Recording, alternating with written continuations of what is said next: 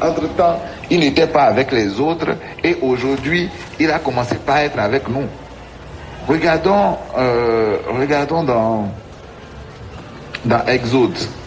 On va lire Exode chapitre 13, versets 20 à 22. Exode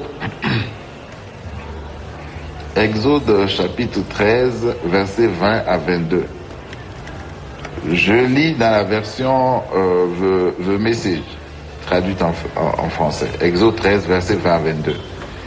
La parole dit, il partit, parlant du peuple d'Israël, il partit de Sukkot et campèrent à Étam, à l'orée du désert. Dieu les précédait le jour dans une colonne de nuée pour les guider sur le chemin, et la nuit dans une... Pardon. Je reprends Exode 13, verset 20 à 22. Je lis dans la version The Message. Ils partirent de Sukkot et campèrent à Étam, à l'orée du désert. Dieu les précédait le jour dans une colonne de nuée pour les guider sur le chemin, et la nuit dans une colonne de feu pour les éclairer. Ils pouvaient ainsi voyager de jour comme de nuit. La colonne de nuée le jour et la colonne de feu la nuit ne quittaient jamais le peuple. Ne quittaient jamais le peuple. Ils pouvaient voyager du jour comme de nuit.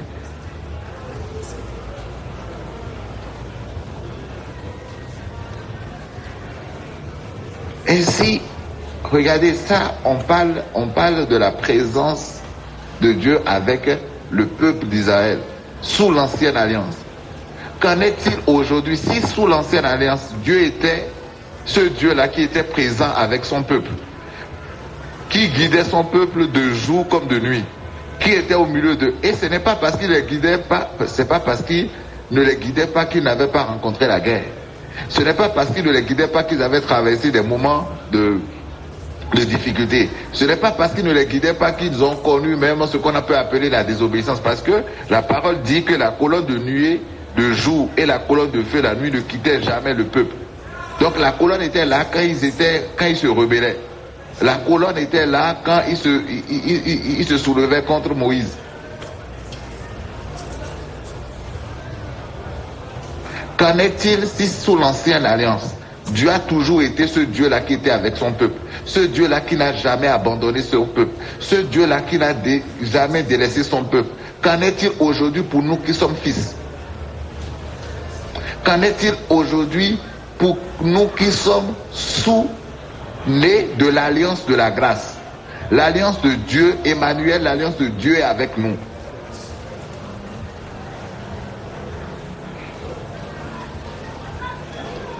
Je relis je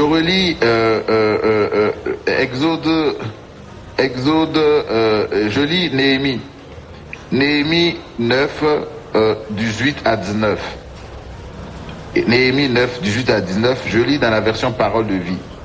Il dit, ils se sont fabriqués un veau en métal fondu et ils ont dit, voici notre Dieu qui nous a fait sortir d'Égypte.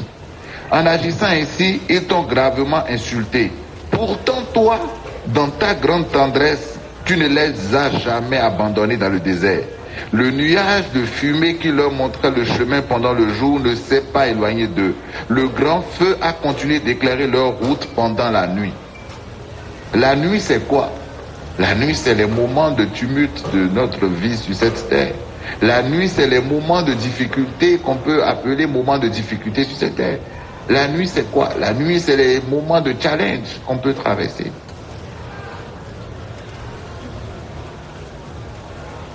Et si sous l'alliance, qui était l'alliance de la loi, sous l'ancienne alliance, Dieu, qui est le même, hier, aujourd'hui et éternellement, est resté présent avec son peuple, a guidé son peuple malgré la nuit, a guidé son peuple malgré le jour, a guidé son peuple malgré soi-disant les désobéissances, a été présent avec eux. Qu'en est-il de toi qui a été rendu juste par l'œuvre de Christ à la croix? Qu'en est-il de toi qui n'est pas né de l'ancienne alliance, qui n'a pas une alliance d'obéissance avec lui, mais qui est né de la nouvelle alliance, l'alliance de grâce, l'alliance qui s'est scellée avec lui-même?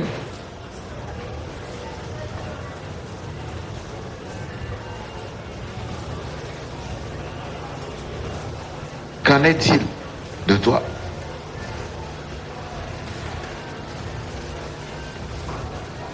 Parfois, moi je ne sais même pas ces chants-là où on dit « Ne m'abandonne pas, Seigneur ». Est-ce que lui t'a dit quelque part? Vous avez vu dans la parole quelque part où il dit « Je t'abandonnerai ».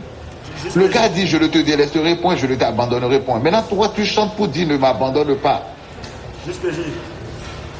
Oui. S'il te plaît, le passage de Némi là, est-ce qu'on peut le lire dans la version anglaise de Message? Ok, si tu l'as, tu peux le lire. Attends, le temps que je cherche quoi. Ou bien tu l'as. Oui, oui. Tu l'as déjà dans la version de Message. Oui, Ok. oui. La traduction ici. Némi 9, verset, je lis à partir du verset 16 à 19. Il dit, mais eux, nos ancêtres, ils ont été arrogants, ils ont été têtus, ils n'ont pas voulu obéir à tes ordres. Ils ont fait la sourde oreille. Ils ont refusé de se souvenir des miracles que tu avais faits pour eux. Ils se sont entêtés. Ils se sont mis en tête de retourner à leur esclavage égyptien. Et toi, un Dieu qui pardonne, qui fait preuve de bonté et de compassion, qui est incroyablement patient, qui a des tonnes d'amour, tu ne les as pas laissés tomber.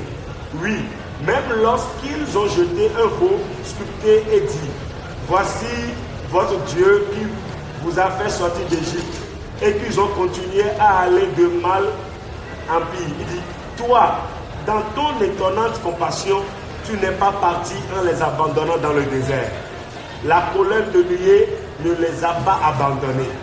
Elle a continué à leur montrer chaque jour leur route. La colonne de feu a fait de même la nuit, leur montrant le bon chemin à suivre. Amen. Amen. Amen. Vraiment, cette version est encore plus parlante. Non, le Seigneur n'a jamais abandonné, malgré les désobéissances. Aujourd'hui, qu'il n'y a plus de désobéissance au milieu de nous, puisqu'il y a quelqu'un qui s'est rendu obéissant jusqu'à la mort, et pas seulement jusqu'à la mort de la croix. Et de lui, nous sommes aujourd'hui. De lui, nous sommes aujourd'hui. Notre grand frère, celui qui nous porte devant le Père, celui sur qui on est gravé comme le vêtement du grand prêtre, sur qui il y avait les 12 pierres, les 12 tribus d'Israël qui sont gravées. Il nous porte devant le Père constamment. Sa justice est la nôtre. Son obéissance est la nôtre. Combien à plus forte raison, dans des difficultés, tu vas dire Seigneur, et on pleure même, ne m'abandonne. Et on pense que c'est une œuvre de piété. C'est faire preuve de piété et d'adoration. Seigneur, ne m'abandonne pas. Ne me délaisse pas, Père. C'est comme si l'esprit, quel est l'esprit qui te dit que Dieu, de dire à Dieu de ne pas t'abandonner? Il faut qu'on se questionne, c'est quoi cet esprit-là? C'est qui cet esprit-là? Qui a envoyé cet esprit-là? Qui te dit de dire à Dieu de ne pas t'abandonner, alors que Dieu a dit, je ne te délaisserai pas, je ne t'abandonnerai pas.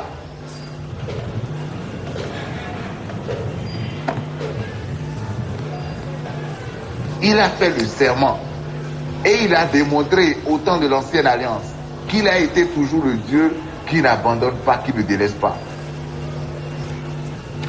Et toi qui es né de la nouvelle alliance, quel rapport vous avez avec délaisser, avec abandonner?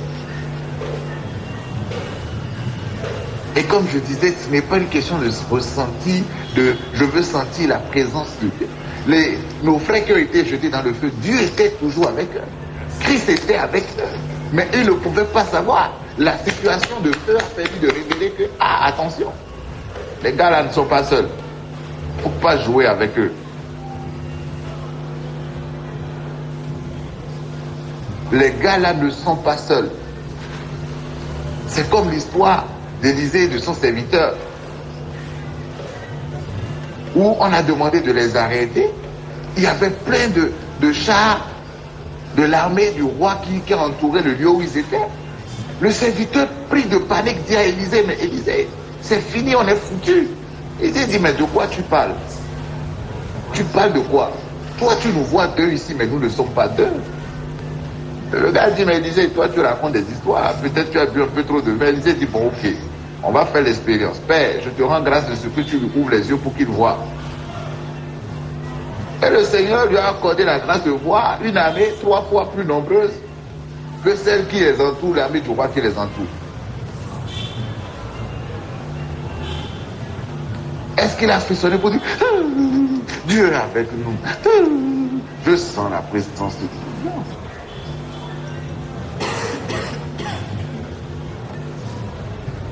La situation dans laquelle tu es actuellement, Dieu est avec toi dans cette situation. Amen. Il est avec toi dans ce torrent-là. Il est avec toi dans ce feu-là. Que tu le sens, que tu dormes, que tu aies des songes, que tu ressentes, que tu entends une voix qui te parle ou pas, que rien. Il est en toi, il est avec toi dans ce feu-là. La situation dans laquelle tu es actuellement, il est plein dedans avec toi, en toi. Te chuchotant juste aujourd'hui, je suis avec toi.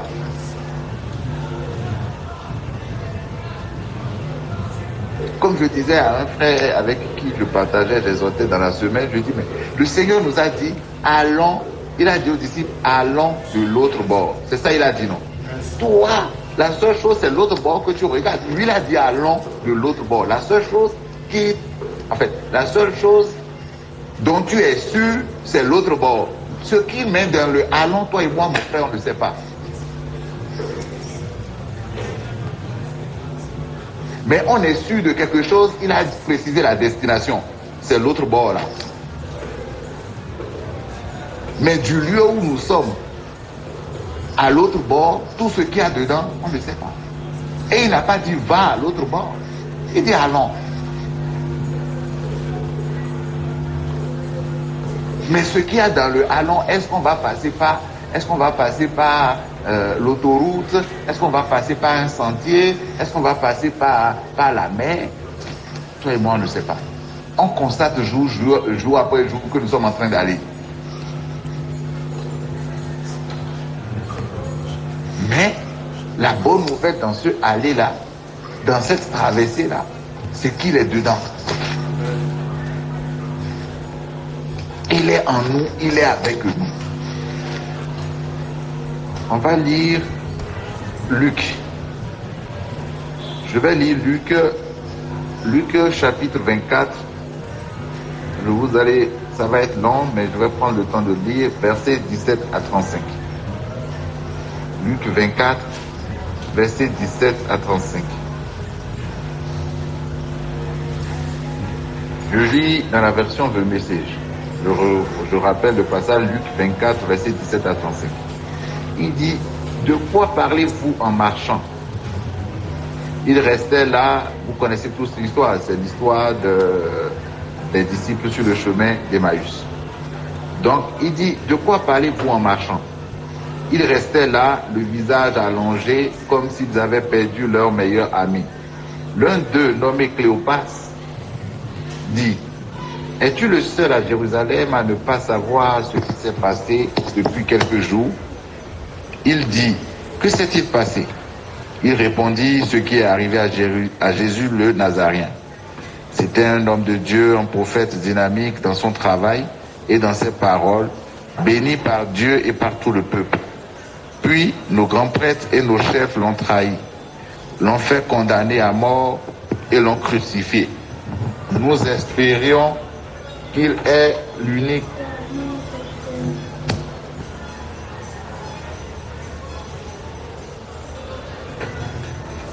Nous espérions qu'il est l'unique.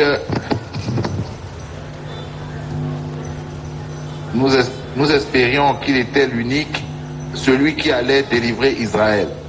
Cela fait maintenant 3 jours que cela s'est produit.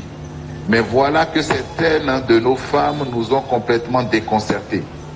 Tôt ce matin, elles sont allées au tombeau et n'ont pas trouvé son corps.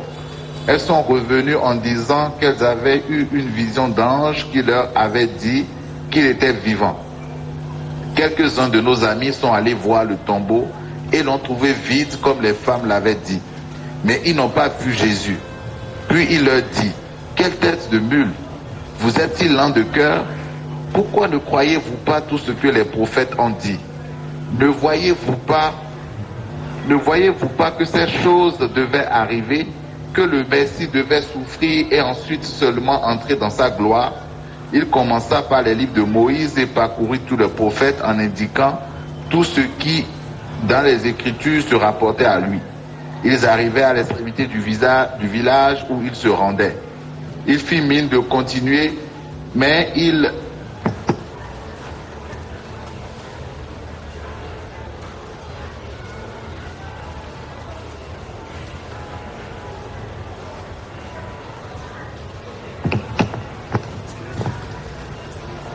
Pardon, il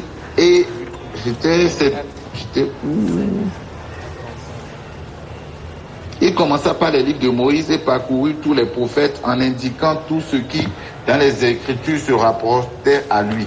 Ils arrivaient à l'extrémité du village où il se rendait. Il fit mine de continuer, mais il le pressait. Il le pressait, reste et mange avec nous. C'est bientôt le soir, la journée est finie. Il entra donc avec eux, et voici ce qui se passa. Il se mit à table avec eux, prenant le pain, il le bénit, le rompit et leur donna. À ce moment-là, les yeux écarquillés, ils l'ont reconnu, et il disparut. Ne nous sommes-nous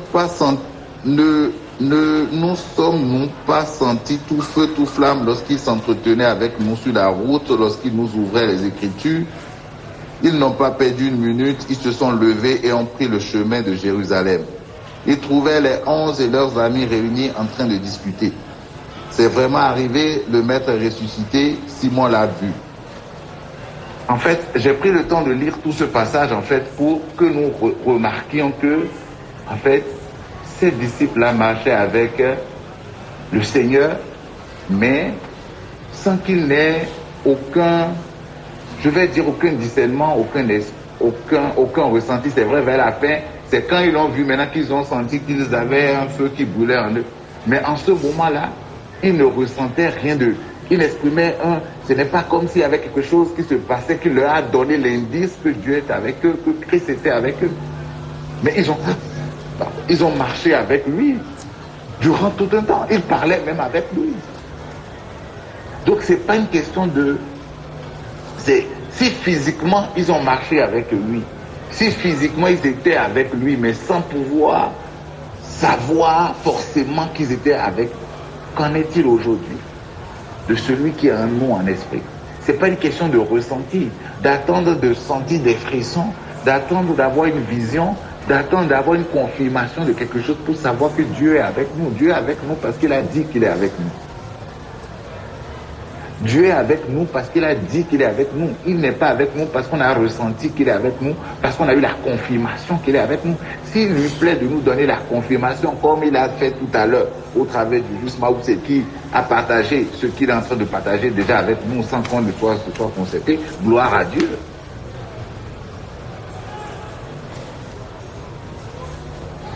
Mais ce n'est pas la chair de poule qu'on peut avoir, ce n'est pas la vision qu'on peut avoir, ce n'est pas la voix qu'on peut entendre qui révèle que Dieu est avec nous. Non, il est avec nous. Qu'on le sente, qu'on ne le ressente pas, qu'on ait la confirmation au travers de visions, au travers de choses qui se manifestent autour de nous ou pas, il est avec nous, il est en nous, il est avec nous. C'est une réalité qui est liée à son œuvre, à lui. Pas à nos jeûnes, pas à nos prières. Et je vais aller plus loin. Dieu n'est pas avec nous parce que nous traversons des situations difficiles et il est là juste pour nous aider après, quand cette situation va partir, il va rester loin de nous revenir. Dieu n'est pas un secouriste. Dieu n'est pas un sapeur-pompier qui vient éteindre le feu de ta vie et de partir et attendre qu'il y ait le prochain feu qui vienne. Il est en toi, il est avec toi tout le temps. Qui est feu, qui n'est pas feu.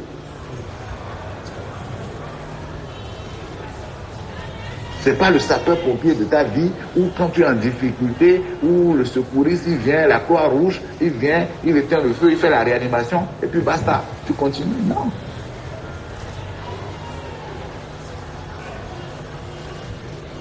Que tu pries, que tu ne pries pas, il est avec toi. Que tu gémisses, que tu ne gémisses pas, il est avec toi. Il connaît la situation dans laquelle tu traverses, puisqu'il est en toi, il est avec toi. Il traverse cette situation avec toi.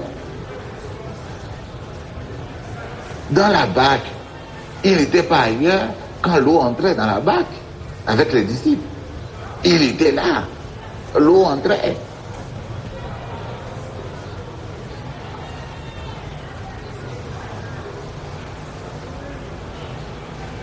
Il connaît tout, puisque c'est lui qui est derrière toutes choses. Il est l'auteur. Nous, on ne reconnaît pas quelqu'un d'autre. On le connaît lui et lui seul. C'est lui et lui seul que nous voyons. Nous, on ne connaît pas. S'il y a quelqu'un d'autre qui agit dans le monde, nous, on connaît lui et lui seul. C'est notre souverain, c'est notre maître, c'est notre Dieu, c'est notre Père. C'est lui qui règne. Nous, on sait que c'est lui qui règne, c'est lui qui gouverne. Il ne partage pas sa gloire avec quiconque. Il ne partage pas son trône avec quiconque. Personne ne règne dans ce monde avec lui. Il est le seul.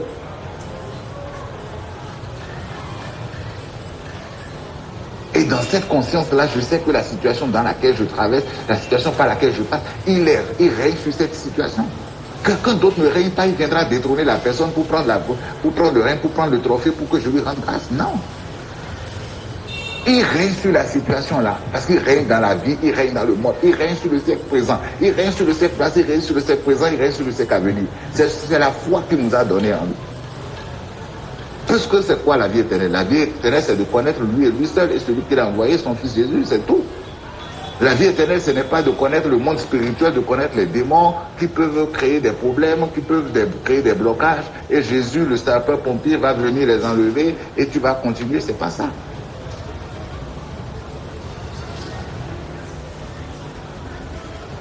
Et donc, dans les situations difficiles, ce qui me réjouit, c'est que c'est mon Père qui est au-dessus du trône, c'est lui qui règne. C'est lui qui domine sur tout.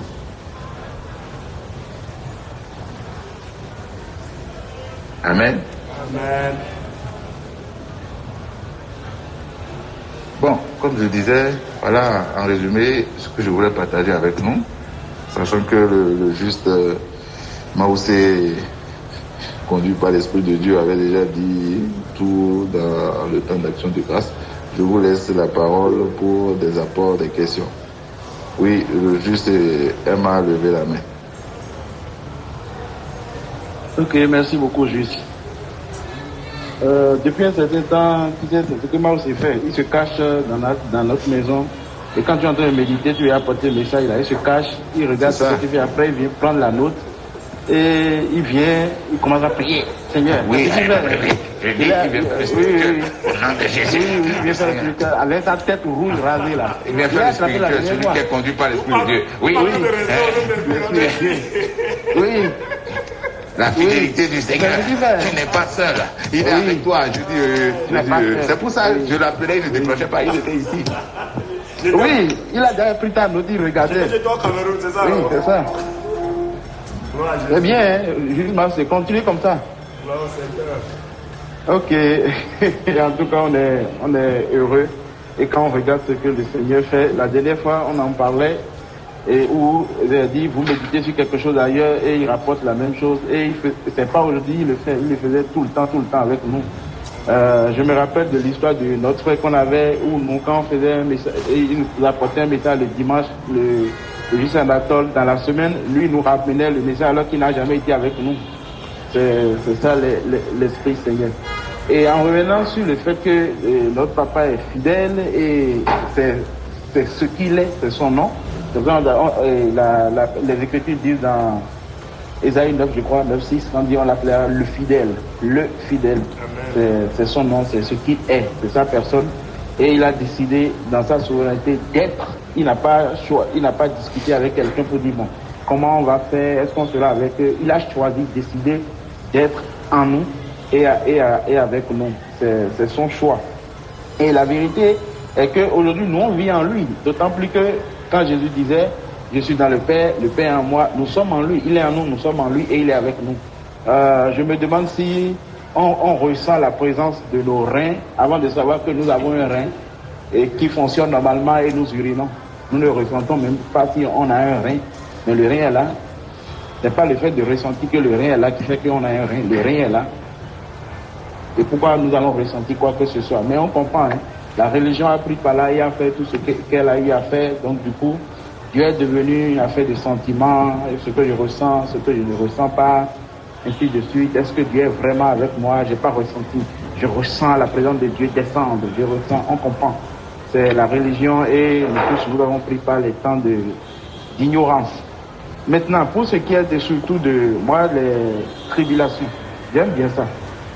C'est Jésus même qui s'est assis là et un jour il a dit, vous aurez des tribulations dans le monde. Donc c'est une bénédiction. Ce n'est pas une promesse qu'il a faite ou quelque chose. Là, il nous a bénis en disant, les tribulations c'est une bénédiction. C'est juste que les gars, soyez tranquilles, je suis avec vous. Quand il dit, vous aurez des tribulations, soyez tranquilles, je suis avec vous là. En réalité, quand il est avec nous, et les passages on voit dans l'Ancien Testament, la nuée de feu et la nuée de... Bon, la nuée de feu, je parle comme ça, qui était là, qui conduisait le peuple, a amené quand même le peuple dans des guerres, dans des situations compliquées, tout ça. C'est pour dire qu'en réalité, c'est lui-même qui t'amène dans la vallée de l'homme de la mort. Parce que là-bas, lui n'a aucun problème. C'est lui-même, parce que nous craignons tout le temps, ce n'est plus moi qui vis, c'est la vie de Dieu, c'est la vie de Dieu. Il est libre de vivre sa vie comme bon lui semble. Et le jugement aussi a souvent l'habitude de dire que son grand frère dit, et il a un grand frère qui dit que dans la vie, c'est tout simple. Qu'il y a des boutons de difficulté. Quand tu as pris sur 1, tu as la dose de 1. Quand tu as pris sur 4, tu as la dose de 4. Mais moi, je vais plus loin en disant qu'en réalité, c'est pas toi qui appuie. Jésus choisit d'appuyer le bouton qu'il veut pour toi. Il choisit en fonction de la grâce qu'il a donnée à chacun, comment il veut vivre la vie qu'il veut avec chacun. À certains, il appuie 1 de tribulation, à d'autres c'est 2, à d'autres c'est 10. Mais ça ne l'inquiète pas parce que c'est lui-même qui est là. C'est lui-même qui est l'auteur, c'est lui-même qui dirige toutes choses. Il est là, c'est le plus important. Aujourd'hui, si on revient dans la réalité de ce que la religion est devenue aujourd'hui et ce qui est enseigné communément. Regardons par exemple l'histoire de Paul. Dans Acte 20, le verset 20, il va lire du verset 20 à 25. L'histoire de Paul. Je suis dans la Bible Parole Vivante. Vous savez aussi que je vous ai annoncé sans rien vous cacher tout ce qui pouvait vous être utile. Jamais je ne me suis laissé arrêter de vous enseigner, soit publiquement, soit de maison en maison. Sans cesse, j'appelais instamment aussi bien les Juifs que les Grecs à se tourner vers Dieu et à croire en Jésus notre Seigneur. Et maintenant, me voici en route pour Jérusalem. J'y vais parce que l'Esprit m'y pousse irrésistiblement. Regardez, écoutez bien. Il dit, maintenant me voici en route pour Jérusalem. J'y vais parce que l'Esprit m'y pousse irrésistiblement. C'est-à-dire, il ne peut même pas résister à ça. L'Esprit m'y pousse irrésistiblement. Ok? Mais je n'ai aucune idée de ce qui m'y arrivera. Je sais seulement, car le Saint-Esprit m'en a averti de ville en ville, que je dois m'attendre à être emprisonné et à connaître beaucoup de souffrances. Ah, c'est quoi cette affaire-là? Tu me pousses irrésistiblement à Jérusalem et tu m'avertis qu'en réalité, je t'envoie là-bas, mais c'est pour que tu sois emprisonné et pour que tu souffres. Ah, c'est quoi ça là? Donc ça, c'est bénédiction. Donc Jésus conduit les gens comme ça. Donc Jésus est en train de conduire quelqu'un qui va se retrouver en prison, il va se retrouver dans beaucoup de souffrances. N'est-ce pas un péché qu'il aurait commis? N'est-ce pas une porte qu'il a ouverte, un boulevard? N'est-ce pas la malédiction générationnelle qui parlerait contre lui? Selon ce qui a soigné communément la religion. Mais peu importe, la vie n'est pas pour moi un bien si précieux qu'il faut la sacrifier. J'y suis prêt pourvu que j'atteigne le but de ma course et que j'accomplis entièrement la mission que le Seigneur Jésus m'a confiée, c'est-à-dire que je proclame partout la bonne nouvelle de Dieu faisant grâce aux hommes.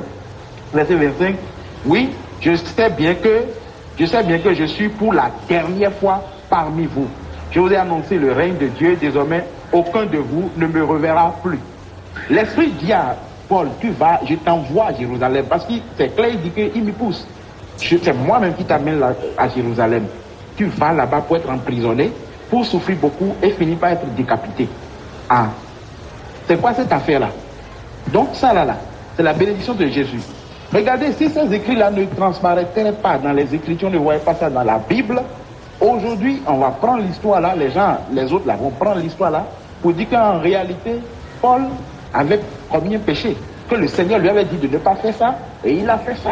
Le Seigneur lui avait dit, et le Seigneur s'est retiré, le Seigneur n'était pas dans ce voyage qu'il avait entrepris.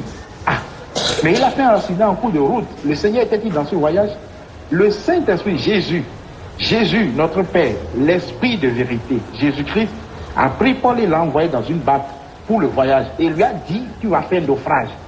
Et il a fait naufrage plusieurs fois. Jésus peut être avec quelqu'un et qui peut lui-même dire, te donne une telle bénédiction, ça c'est une bénédiction là. On a appelé ça bénédiction. Mais c'est ça justement qui est insensé pour ceux qui n'ont pas l'esprit de la vérité, de comprendre que ces gens-là, ils ne sont pas normaux. Comment ces choses-là, eux, ils trouvent que ça c'est une bénédiction, que c'est l'ordre normal des choses, parce que leur Père est souverain et il règne. Comment une vie comme ça, et pour eux, c'est normal, c'est la bénédiction, tout est parfait. Ce n'est pas le bien, ce n'est pas le mal, c'est l'ordre divin même qui est en train de se faire. C'est ça qui est choquant à comprendre pour l'homme animal, l'homme à qui Dieu n'a pas accordé cette grâce de savoir cette vérité. Et c'est pour ça que nous sommes bénis, famille. Nous sommes bénis parce qu'il révèle jour après jour ces vérités simples, avec la simplicité de cœur, il révèle ça aux enfants. Shalom, famille. Shalom, juste Emmanuel. Merci beaucoup pour ton intervention et ton apport. Et tout à l'heure, lorsque le Seigneur nous parlait au travers du juste PJ, et lorsque il a abordé le point des amis des frères de Daniel, je vais nommer Michael, Anani et Azaria, qui jetaient dans la fenêtre Adam, le Seigneur a sorti une phrase de sa bouche, qui a retenu mon attention. Il disait que, en fait, même on pouvait le dire, les frères étaient conscients que, peut-être qu'ils étaient conscients, ils disaient oui, notre Dieu est capable de. Il dit même s'il ne nous délivrait pas. C'est-à-dire que les gars étaient dans. Leur position était, notre Dieu est capable de nous délivrer. Mais il peut arriver qu'il ne le fasse pas. Il peut arriver qu'il décide de ne pas le faire. Donc pour eux, c'est que même s'il optait pour l'autre choix là, même s'il optait pour l'autre option, de ne pas nous délivrer maintenant, même s'il le faisait, et c'est fini. Il est toujours Dieu. Mais il a dit quelque chose en disant que, mais c'est quand on les a jetés dans la fournaise, que c'est le feu qui a révélé que Jésus était là. C'est dans le feu, je suis en train de chercher même le passage, Daniel.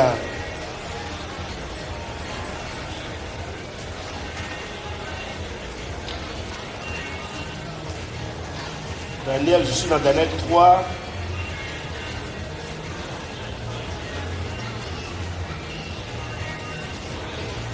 Daniel 3, je pense à partir du verset 23. Daniel 3, à partir du verset 23. On va lire quelle version? Daniel 3,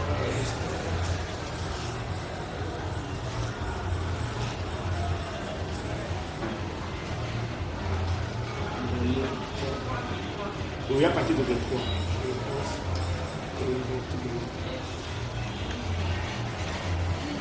Ah oui, c'est la partie où ils ont vu. Déjà. Donc, on remonte encore un peu. On peut aller à partir de 16. Oui, 16. À partir de 16 à 26. Shadrach, Meshach et Abed-Négo répondent au roi Nabuchodonosor. Notre roi, il n'est pas nécessaire de te répondre là-dessus. Notre Dieu, celui que nous servons, est capable de nous délivrer de cette fournaise et de ton pouvoir.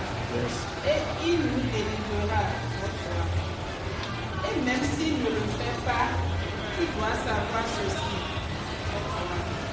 Nous ne servirons pas tes dieux et nous n'adorerons pas la statue d'or que tu as fait dresser. Nabuchodonosor est très en colère et son visage devient dur envers Shadrach, Meshach et Abed-Négo. Il commande de chauffer la fournaise 7 fois plus que d'habitude. Ensuite, il donne cet ordre aux soldats les plus forts de son armée. Attachez Shadrach, Meshach et Abed-Négo, puis jetez-les dans la fournaise. Aussitôt après, les soldats attachent ces 3 hommes avec leurs costumes, leurs chaussures, leurs chapeaux et tous leurs vêtements. Et ils les jettent dans la fournaise. Pour obéir à l'ordre sévère du roi. On a chauffé la fournaise le plus possible. Alors les flammes brûlent complètement les soldats qui sont venus jeter Shadrach, Meshach et Abednego dans le feu. Et Shadrach, Meshach et Abednego tombent tout attachés au milieu de la fournaise. Soudain, le roi Nabuchodonosor se lève. Il est très étonné et il demande à ses ministres: est-ce que nous n'avons pas jeté dans la fournaise 3 hommes attachés? Les ministres répondent: ainsi notre roi. Le roi leur dit: pourtant, je vois 4 hommes non attachés qui marchent au milieu du feu. Ils n'ont aucune blessure. Et le 4e ressemble à un être du ciel. Amen. Bon, ensuite, c'est qu'il leur demande de sortir simplement. Amen. J'ai fait la traduction parole des messages qu'on va lire aussi. Je l'ai à partir de 16. Et tout à l'heure, lorsqu'on parlait, c'est qu'on n'a pas donné le nom de. On n'a pas cité Shadrach, mais c'est qu'on a dit Michaël, Anania, Azaria. Pourquoi? Parce que leur véritable nom, avant qu'ils ne soient en fait saisis, parce qu'ils sont des esclaves en fait. Donc c'est quand on les a arrêtés là, quand on les a changé de nom. Le nom Shadrach, Meshach, Abednego là, c'est des supposés noms qu'on attribuait à leur divinité, les petits dés là. C'est eux qui ont donné ce nom là. Sinon leur nom même, c'était Michaël, c'est Daniel, Michaël, Anania, Azaria. Amen. Donc il disait ici, le verset 2, il dit: Shadrach, Meshach et Abednego répondit au roi Nebuchadnezzar. Il dit: ta menace ne signifie rien pour nous. Si tu nous jettes dans le feu, le Dieu que nous servons peut nous sauver de ta fournaise rougissante et de tout ce que tu pourrais préparer au roi. Et même s'il ne le fait pas, cela ne changera rien. Ô roi, nous ne servirons toujours pas tes dieux, petit d, et nous n'adorerons pas la statue d'or que tu as érigée. Et dit Nebuchadnezzar, et le visage empourpré par la colère, fit périr Shadrach, Meshach et Abednego. Il ordonna de chauffer la fournaise 7 fois plus que d'habitude. Il ordonna à des hommes forts de l'armée de les attacher pieds et mains et les jeter dans la fournaise rougissante. Shadrach, Meshach et Abednego, pieds et poings liés, habillés de pieds en cape, furent jetés dans la fournaise. Comme le roi était très pressé et que la fournaise était très chaude, les flammes de la fournaise tuaient les hommes qui avaient porté Shadrach, Meshach et Abednego jusqu'à elle, tandis que le feu faisait rage autour de Shadrach et Meshach et d'Abednego. Soudain, le roi Nebuchadnezzar sursaute et dit: n'avons-nous pas jeté au feu 3 hommes, pieds et poings liés? Il continue en disant, il dit: c'est vrai, ô roi, répondit-il. Mais regarde, dit-il, je vois 4 hommes qui se promenaient librement dans le feu, sains et saufs. Et le 4e homme a l'air d'un fils des dieux. Voilà. Et dit, Nebuchadnezzar se rendit à l'entrée de la fournaise rougissante et appela: Shadrach, Meshach et Abednego, serviteurs du Dieu suprême, sortez ici. Shadrach, Meshach et Abednego sortis de la fournaise. Amen. Amen. Et mon point est que le Seigneur disait quelque chose de lui dit, juste là, regardez le peuple, les gars juste là, ils avaient la confiance que le Seigneur est capable de les délivrer. Imaginez que les gars étaient confiants que le Seigneur va les délivrer. D'abord, on vous prend, vous voyez le feu chauffer, comme d'habitude, une fois. Le roi demande maintenant: chauffez-moi le feu là 7 fois encore. Vous êtes toujours là. Dans votre cœur, vous avez la conviction que notre Dieu, il est un Dieu suprême, il est capable de nous délivrer. Maintenant, on demande, le gars donne encore des instructions à ces gars, il dit, c'est pas n'importe qui est. Il prend ses hommes forts. Il leur demande, liez maintenant les 2 mains. Donc, on veut te jeter dans un feu. Maintenant, on veut te lier encore les mains on veut te lier encore les pieds. Imaginez un peu la scène. On enlève encore tes vêtements sur toi. C'est-à-dire on veut s'assurer que aussitôt jeté là, c'est aussitôt brûlé. Et tout à l'heure, je te dis, le feu représente les situations, les difficultés. Des fois, c'est comme si nous disons, on arrive on se dit des fois, que le Seigneur est avec moi, mais je suis en train de traverser telle situation. Mais ce qui est encore surprenant, c'est que, au lieu que peut-être la situation de s'apaise là, ça va encore de mal en pire. Comme le roi a demandé de chauffer le feu, cette fois, c'est pas encore fini. Il a même demandé de lier. Vous imaginez? D'abord, le feu qui est chauffé. Cette fois, vous avez, c'est fini déjà, même c'est fini. Maintenant, on demande de te lier encore les mains. C'est les situations qui deviennent encore plus, qui deviennent pires. Juste là, tu te demandes, mon Dieu, il est où? Imaginez maintenant ceux qui étaient en face de Michael, Anané, Azaria, le peuple. Ceux qui connaissaient la foi de ces trois jeunes hommes-là. Dans le peuple, ils sont en train de dire, mais le Dieu, il est où? Le Dieu, imaginez un peu ce que le peuple sera en train de se dire en face de cette scène-là. Le Dieu, là, il est où? Bon, quel Dieu comme ça? Bon, il s'est tout jusqu'à, non seulement le roi a autorisé à chauffer le feu, mais il est allé chauffer le feu cette fois. Mais quoi? Quel Dieu? Bon, il ne peut pas intervenir. Et puis, il est où il voit? Les trois là, on les lie encore les mains, on les lie encore les pieds, juste là il n'intervient pas.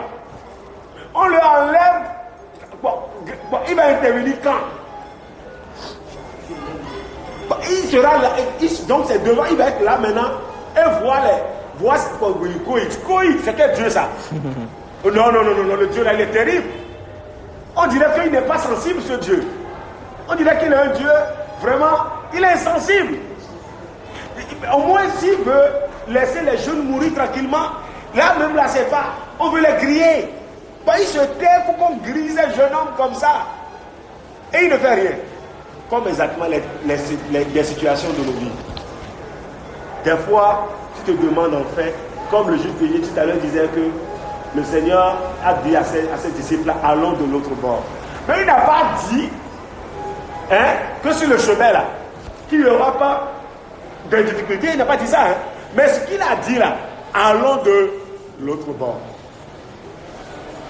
Quand le Seigneur dit, je suis avec toi, comme le juste tout à l'heure disait, et le Seigneur dit, je suis avec toi. Mais le Seigneur, est-ce que le Seigneur n'était pas avec? Vous pensez que Paul avait fait une erreur? Quand Paul s'est dit que le Seigneur m'a parlé, je vais aller prêcher l'évangile. Il a fait une erreur, le Seigneur était avec lui. Mais le bateau a fait naufrage. Et dans ça là, un ange du Seigneur lui est apparu. Dans ça. Or, aujourd'hui, on m'a dit que Paul était désobéissant. C'est pour ça que ça s'est arrivé comme ça. Des fois, on assimile tout. Quand ce que les hommes appellent, bien qualifiés de situations difficiles, arrive dans la vie d'un enfant de Dieu, on appelle ça rapidement de ce que, mais la première réaction, ou bien le premier réflexe des hommes de loi, c'est qu'on va te demander, tu as ouvert, quelle est la porte que toi, tu es sûr que dans ta vie là, tu viens d'ouvrir une porte. Ce que tu as, c'est comme ce qui t'arrive là, c'est le conséquent d'une porte ouverte.